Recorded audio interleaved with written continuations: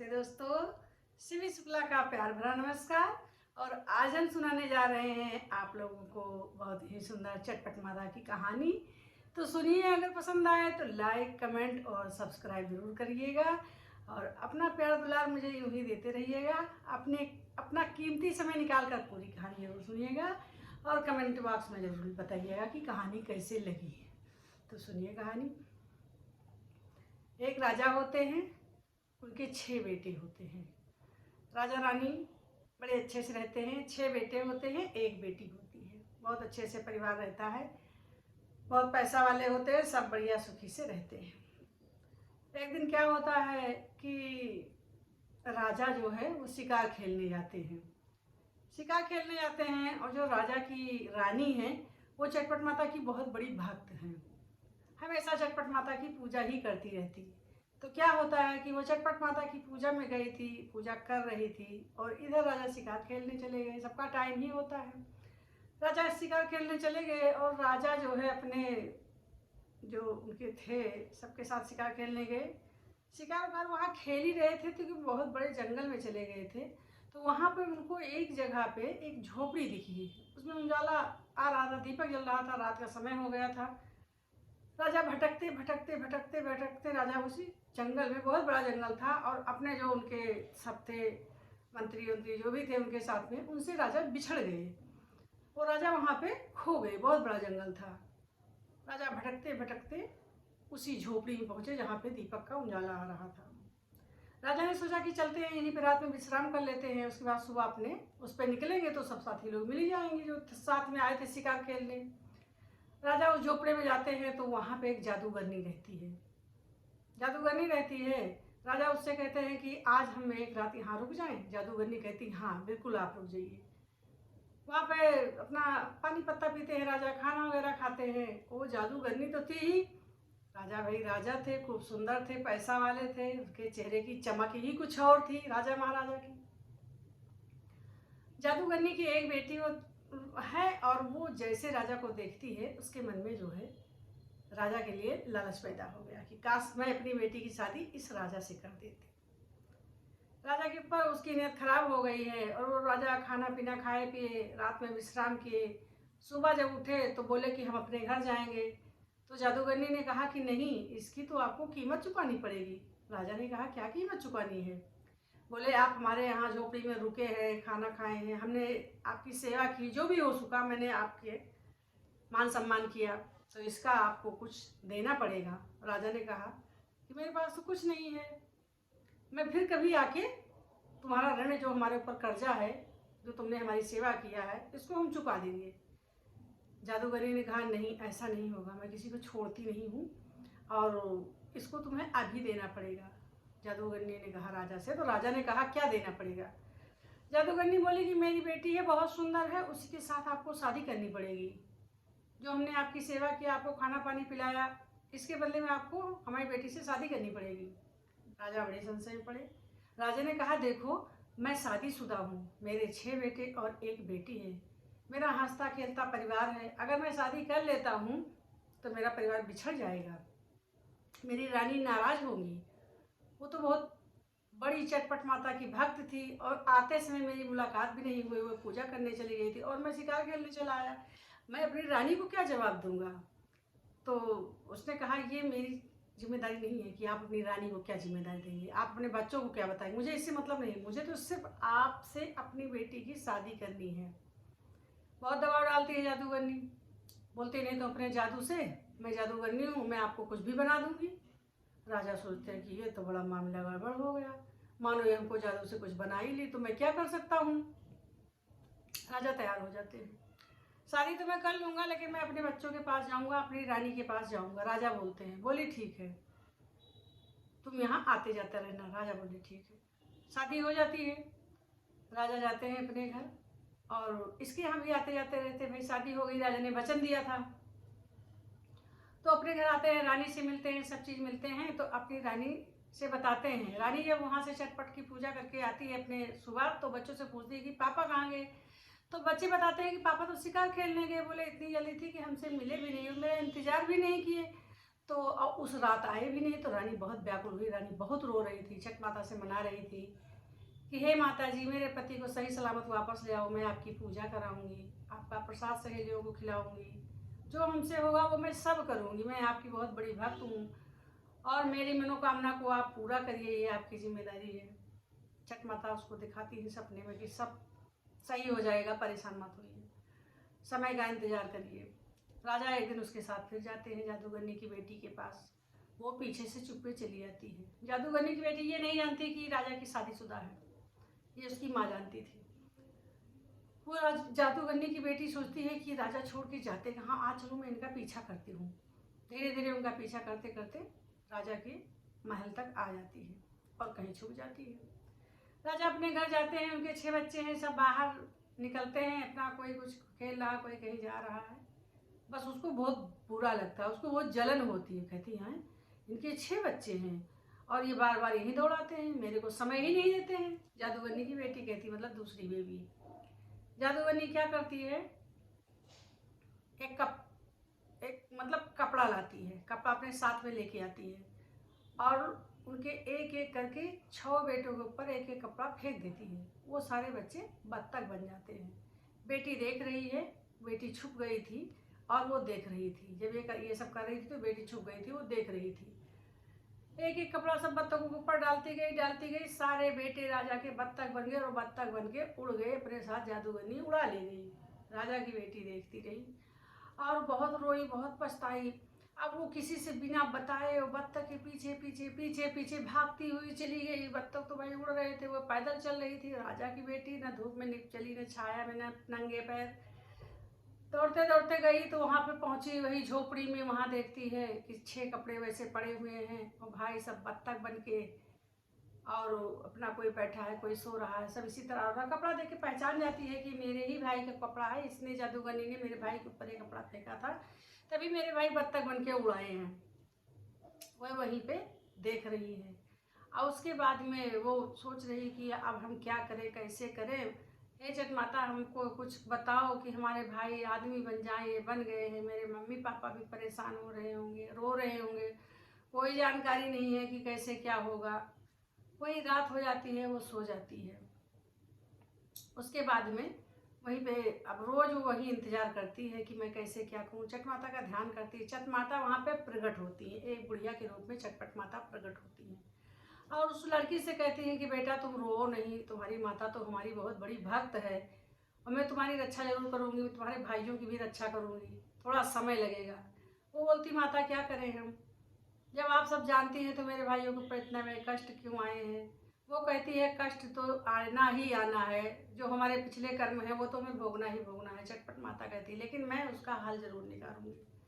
कहते हैं कि तुम इसी, एक आम का पेड़ होता है, उसमें खोड़ होता है, खोड़ मतलब गड्ढा टाइप में होता है, होल टाइप में होता है, तो तुम जो है यहाँ पे रहना और तुम 6 साल तक बोलना नहीं, 6 साल तक तुम बोलना नहीं। और उसके बाद में तुम एक कपड़ा बुनना और हर भाई के लिए कपड़ा बुनना, और वो कपड़ा जब बुनोगी और इनके ऊपर फेंकोगी तो तुम्हारे भाई इंसान बन जाएंगे, अपना कबूतर का लिबास छोड़ के जैसे थे वैसे पहले बन जाएंगे।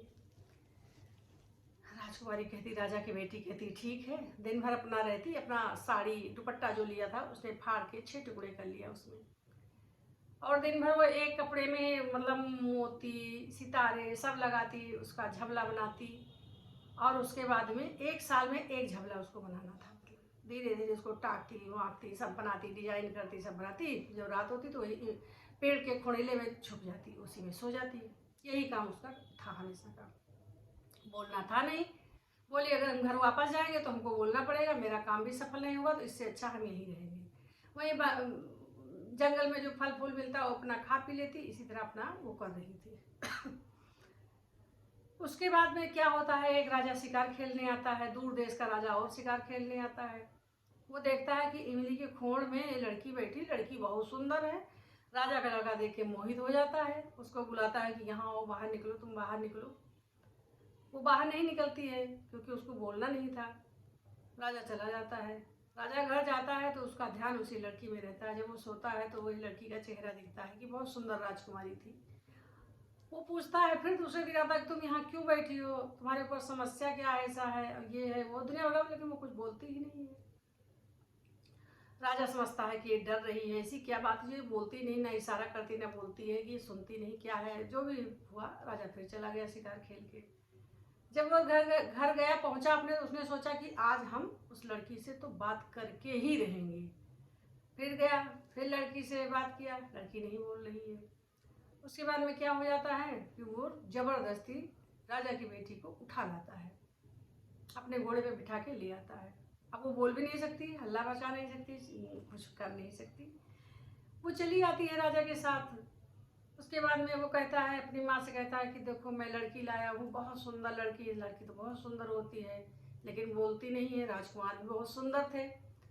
माँ देखती है, बड़ी खुश होती है कि मेरा बेटा तो राजकुमारी लेके आया, जो कि बहुत ही सुंदर है। अंदर ले जाके बोलती है, वो कुछ बोलती ही नहीं राजा की बेटी। अब वो बहुत परेशान हो रही है। तो क्या होता है कि बस वो अपना वही कपड़ा बनाती रहती, झबला बनाने में लगी रहती है, क्योंकि उसको एक साल में एक झबला बनाना था। तो 3 साल तो इसी तरह बीत गया था उसका। फिर एक दिन जो है वो, उसकी सास जो है, जहाँ पे वो ब्याह के गई थी, वो लेके गया था, वो उसको मारने पीटने लगी राजा की बेटी को। बोली अपने लड़के से कि इसको छोड़ो, और जो है ये गूंगी है, ना बोलती है ना सुनती है, तुमको शादी ही करनी थी तो यही लड़की मिली थी। इसकी सुंदरता पे इतने वो हो गया तुम की फिदा की, ये बोल भी नहीं पाती है, तुम इसको उठा ले, इसको छोड़ाओ। राजकुमार कहती, सुंदर राजकुमारी, इसको तो मैं नहीं छोड़ूंगा, किसी हाल में नहीं छोड़ूंगा, जैसी भी है ये घर में ही रहेगी। उसके बाद थोड़े दिन बीतता है तो रानी को एक लड़का होता है। जो लड़की को ले गए थे राजकुमार, उसके एक बेटा होता है। बेटा सौरी में ही रहता है और सास उसके पास होती है। अब वो क्या करती है, सास उस बच्चे को छीन के और मार के उसको चोट पहुंचाती है। उसके जो खून निकलता है, ब्लड निकलता है, वो रानी के मुंह में और हाथ में, कपड़े में सब लगा देती है उसकी सास। और बेटा से कहती है, ये तो राक्षसनी है, देखो अपने बेटे को ही मार के खा गई। राजा कहता है कि अरे ये तो बड़ी गलत चीज़ है। लेकिन वो तब भी कुछ बोल नहीं रही, क्योंकि उसने वचन लिया था ना कि बोलोगी नहीं, अगर बोल दोगी तुम्हारे भाई तुमको मिलेंगे नहीं। वो अपना झबला विनती ही। उसके बाद में क्या होता है, थोड़े समय बीतता है, फिर दूसरा बच्चा होता है। 2 साल बीत जाता है, 5 साल हो जाता है। उसके बाद में क्या होता है कि फिर वो ये करती है, बच्चे को मार के और उसके मुंह में खून लगा देती है। अपने बेटे से कहती है, सखिया सहेली से कहती है, अड़ोस पड़ोस से, कि अपने बच्चे को मार के खा जाती है। तो डाइन है किसी जमाने की, इसको क्यों ले आया मेरा बेटा घर, इसको छोड़ के आओ, ये अपने बच्चे को ही खा जाती है। राजकुमार कहते हैं, इसको अलग कर दो, अलग रहेगी, इतनी सुंदर है, इसको हम नहीं छोड़ सकते हैं। अब वो बेचारी राजा की लड़की, सब चीज़ समझदारी थी, लेकिन मजबूरी थी कि वो बोल नहीं सकती थी। अगर वो बोल देती तो फिर उसके हाथ से ये बाजी निकल जाती, उसका भाई कभी उसको मिलता नहीं। उसके माँ बाप घर पे बिलख रहे हैं, रो रहे हैं, ये अलग छटपटा रही है। फिर मार देती है, फिर मुंह में खून लगा देती है, फिर यही कहती है कि अपना बच्चा मार के खा गई। थोड़े दिन फिर बीतता है। उसके बाद में उसके तीसरा बच्चा होता है। तीसरा बच्चा होता है तो फिर यही करती है, उसके बच्चे को मार डालती है, खून उसके पूरे शरीर में लगा देती है, हाथ में लगा देती है, मुंह में लगा देती है, कहती है इसने तीसरा बच्चा भी मार के खा लिया। अपने बेटे से कहती है कि अब तो तुम्हें इसको दंड देना ही पड़ेगा, इसको मृत्यु दंड देना ही पड़ेगा। इसको अगर तुम घर से नहीं निकाल रहे हो तो इसको मारना पड़ेगा, क्योंकि ये 3 बच्चों को खा चुकी है और बोलती ही नहीं। ये राक्षसनी है पिछले जन्म की, तभी तो बच्चों को खा जा रही है अपने। राजकुमार भी बहुत गुस्सा हुई और माँ से कहा, माँ जो तुम सजा देना चाहती हो इसको दे सकती हो, अब मैं कुछ नहीं बोलूँगा। चिता सजाई जाती है और इसको ज़बरदस्ती इस पर बिठा दिया जाता है। सब चीज़ हो जाता है कि इसको जिंदा जला दिया जाएगा, क्योंकि ये अपना बेटा खा जाएगी। उसकी सास इसलिए पसंद नहीं करती थी कि इसका बेटा बहुत सुंदर था और बहू जो थी वो गूंगी थी, इसीलिए चिढ़ती थी और वो बोलती नहीं थी, तो उसके ऊपर आरोप पे आरोप लगाई जाती थी। इसलिए उसके 3 बेटों को भी मार दिया कि ये करेंगे तो ये घर से निकाल दी जाएगी, हमारा बेटा इसको घर से निकाल देगा। उसको चिता पे बैठाया जाता है, अग्नि लगाने का ही होता है। उसके 5 झबले तैयार हो जाते हैं और छठा झबला जो है पूरा तैयार हो जाता है, एक बाजू लगाने के लिए रह जाती है, उसमें सितारे उतारे लगाने के लिए बचता है। अब चट माता वहाँ पे जो है जाके प्रकट होती हैं और वो जो बत्तख हैं उनसे कहती हैं, वो तो लीला माता जी की, वो तो सब जानती ही हैं, कहती है कि तुम्हारे लिए तुम्हारी बहन आज चिता पे चढ़ने के जा रही है, मरने के लिए। अब तुम लोगों की जिम्मेदारी है कि अपनी बहन की रक्षा करो और उसकी जान को बचाओ। वहाँ से 6 कबूतर सब भर भर भर भर उड़ के आते हैं, फर फर फर फर पंख फैलाते, सब वहाँ आके रुकते हैं जहाँ पे उसकी बहन रहती थी, जहाँ पे उसकी चिता लगाई गई थी। अपना झबला वो ली थी, और जैसे वो कबूतर सब, अब बत्तख जैसे सब आते हैं, वो राजा की बेटी पहचान जाती है। और जैसे एक आता है, फट से झबला उसके ऊपर फेंक देती है, बस झट से वो भाई उसका आ जाता है अपने रूप में। दूसरे के ऊपर फेंकती, दूसरा भाई, तीसरे के ऊपर तीसरा, चौथे के ऊपर चौथा। वो चिता पे बैठने के बाद भी अपना झबला कंप्लीट कर लेती है कपड़ा। और 6 भाई आते, 6 भाई के ऊपर पूरा कपड़ा सबके ऊपर एक एक करके डाल देती। 6 भाई सब खड़े हो जाते हैं और रोक देते हैं कि मेरी बहन को चिता से उतारो। चिता से उतारते ही वो बोलने लगती है, राजा की बेटी का नियम पूरा हो गया। वो भाई लपट जाते हैं बहन से, और बहन रोने लगती है कि भैया आज तो तुमने मेरी जान बचा दिया। भाई कहता, बहन हमने नहीं, तुमने मेरी जान बचाई है। तब वो राजा से बताती है कि ये जो बच्चों को हमारे मारा था, ये हमने नहीं मारा था, ये तुम्हारी माँ ने मारा था और खून हमारे लगा देती थी। ये मेरे भाई जादूगर की वजह से, ये मेरे भाई सब वो बत्तख बन गए थे। तो मैंने वचन लिया था, मुझे माता जी ने बताया था कि तुम 6 साल नहीं बोलोगी और 6 साल में 6 झबला बनाओगी। एक एक झबला एक एक बत्तख के ऊपर डालोगी, तभी तुम्हारे भाई ये बत्तख की योनि से मुक्त होंगे, जादूगरनी का जादू इस पर नहीं चलेगा। तो इसीलिए हम बोलते नहीं थे, और इतना प्रताड़ित तुम्हारी माँ हमको करती थी कि मेरे बच्चों को मेरे ही सामने मार के और मेरे मुंह हाथ में खून लगा देती थी, और आपसे कहती थी कि हमने अपने बच्चों को खा लिया। कोई माँ अपने बच्चों को नहीं खाती, चाहे वो जानवर हो, चाहे चींटी मकोड़े, कुछ भी कोई अपने बच्चों को खाता नहीं। मैं देखती थी, सुनती थी अपने भाइयों के लिए कि मेरे भाई सब चले जाएंगे और मैं कैसे जिंदा रहूँ। मेरे मुँह बूढ़े माँ बाप कितना चिल्ला रहे होंगे, भटक रहे होंगे, परेशान हो रहे होंगे। बच्चे तब तक सयान हो गए थे और बड़े हो गए थे 6 साल में। चिता हटा दी जाती है और राजकुमार बहुत खुश होते हैं। बोले कि मैंने तो बहुत कोशिश किया कि मैं तुमको नहीं छोड़ूं, नहीं जाने दूंगा, लेकिन जब बच्चों की बात आई तो मेरे मन में भी आ गया कि ये बहुत गलत कर रही है। 6 भाई आ जाते हैं, फट से बहन को लेते हैं। राजा रानी 6 भाई सब वहाँ जाते हैं अपने माँ बाप के पास। वहाँ राजा रानी की आंखों की रोशनी चली जाती है। जिसके 6 बच्चे गायब हो जाए, प्लस एक बेटी भी चली जाए, 7 बच्चे जिसके गायब हो जाए, उसके माँ बाप कैसे जिंदा रहते हैं, ये तो वही जानते हैं। ये तो चट माता जानती है कि किसको कौन कष्ट है, वही सब विपदा दूर करती है। वहाँ पे वो चट देखती है, चट माता को हाथ जोड़ती है, हे माता जगत जननी, हम तुम्हारे ही सहारे थे। तुमने वादा किया था कि तुम तसल्ली रखो, तुम्हारे बच्चे वापस आएंगे, तो आज मेरे बच्चों को आप लेके आई हैं। राजा पूरे नगर में ढिंढोरा पिटवाता है, आंखें एकदम चंदिया आ जाती हैं, ठीक से पहचान भी नहीं पाता है, बहुत रोता है बच्चों से लिपट लिपट के। बेटी कहती, पापा मैं भाई बहनों को सब एक साथ आ गए हैं, मैंने सब 6 भाई को अपने ले आए हैं। पूछता है राजकुमार कैसे क्या हुआ था। बेटी बताती है, पापा आप अंदर आए, वो जादूगरनी पीछे छिपी थी, उसने 6 भाई को हमारे एक झबला लेके आई थी, एक एक बस झबला सबके ऊपर डालती गई, भाई हमारे सब बत्तख बनते गए और उसके बाद सबको उड़ा ले गई। मैं छुप के देख रही थी, नहीं तो मुझे भी बना लेती बत्तख और उड़ा ले जाती। और मैं इसके पीछे भागी, मुझे समय नहीं मिला कि मुझे वहाँ पे माता जी मिली, उन्होंने बताया कि ऐसे ऐसे करोगे तुम्हारा भाई आएगा। और बोलना नहीं है, मैंने सोचा अगर घर जाएंगे तो हमको बोलना पड़ेगा, कैसे बताएंगे क्या। फिर मुझे राजकुमार उठा ले गया, मुझसे शादी कर लिया, मेरे बच्चे हुए। मुझे आरोप लगाया गया कि मैं अपने बच्चों को मार के खा जाती हूँ। और एक दिन तो बहुत ही हो गया, हमारे चिता पे बैठा दी गई कि मैं जला दी जाऊँगी, मर जाऊँगी मैं। लेकिन मैंने अपने वचन नहीं किया, वचन को नहीं तोड़ा। जब 6 साल पूरे हो गए, मेरे 6 कपड़े बन गए, तो ये सब भाई लोग चटपट माता की कृपा से वहाँ पहुँचे बत्तख के रूप में, और हमने कपड़ा डाला, सारे भाई हमारे अपने रूप में आ गए। और चट माता की कृपा से ये सब हुआ है, मेरे बस की कोई बात नहीं है। ये रास्ता दिखाने वाली सिर्फ चटपट माता हैं, उन्होंने जैसे जैसे कहा वैसे हमने किया है। तो आज जो भी हुआ है ये चटपट माता की कृपा से हुआ है।